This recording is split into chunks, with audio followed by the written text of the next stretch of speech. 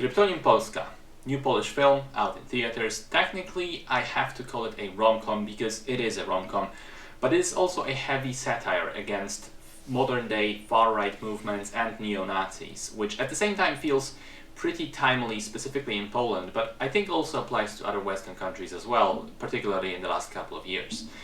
The story follows a young dude named Staszek. He lives in Bialystok, which is kind of a provincial city near the Belarusian border.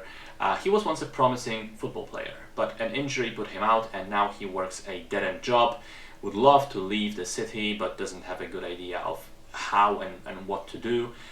He ends up getting together with his uncle, who happens to be running a local movement of self-proclaimed young patriotic nationalists, who really are just neo-Nazis. They literally throw a birthday party for Hitler in one of the first scenes of the film. Staszek initially doesn't realize the extent of their views, of their insanity, and mainly just hangs around because the uncle is very charismatic and some of the patriotic bullshit that he talks about lines up with Staszek's own philosophy. And so gradually he becomes more and more involved, which becomes a problem because he also happens to meet a wonderful girl who he falls head over heels for. And that girl could not be farther away from him on the political spectrum. She's much more liberal and progressive and even begins to investigate the local neo-Nazi group, which of course will be the main source of conflict because Staszek at the same time remains in the group, but he doesn't tell the girl that he even has these sort of views. So I actually like the film quite a bit, and I think it succeeds at two main things. First of all, it draws a lot from the late 90s, early 2000s era of Polish comedy, which is quite renowned to this day for great humor based around characters and witty humor, witty dialogue rather. I think Kryptonim Polska does a lot of similar stuff, and even the sillier and more foolish humor that is sometimes present in here worked for me. There's also that fantastic running gag with the Italian terrorist, which comes back and again, and it's sometimes it happens kind of in the background of the scene. It's easy to miss, but it's really done to a great effect. Secondly, though, other than the humor, and this is more interesting, I think the film handles the far-right satire quite well.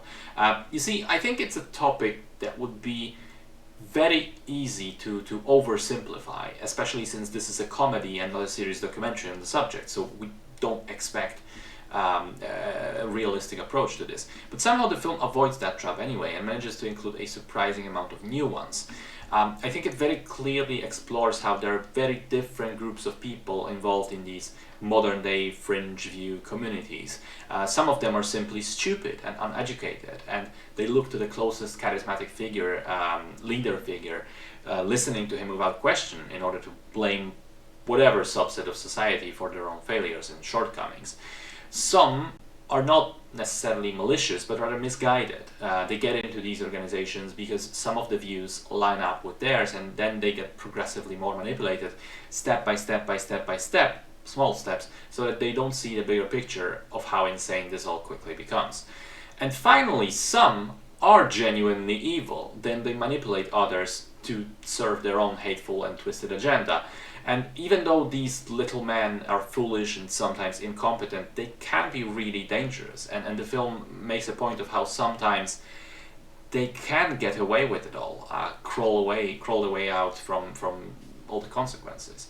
So I was glad that the movie was able to convey all of that, while still being a competent comedy and a pretty heartwarming romance. The romance part, admittedly, is probably the weakest overall, especially as it goes into the final act. But the chemistry between the two leads is good enough to carry it over anyway.